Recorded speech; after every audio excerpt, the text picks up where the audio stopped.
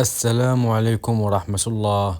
سنتعرف خلال هذا الفيديو عن موعد وتوقيت مباراة برشلونة ضد ريال بيتيس في كأس إسبانيا 2025. قبل بداية الفيديو لا تنسى الاشتراك في القناة وتفعيل زر الجرس ليصلك كل جديد.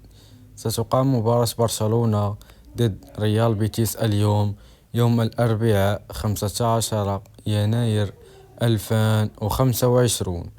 وأما بالنسبة لتوقيت هذه المباراة فستقام على الساعة 9 مساء بتوقيت المغرب والجزائر وتونس، وعلى الساعة 11 مساء بتوقيت مصر والسعودية.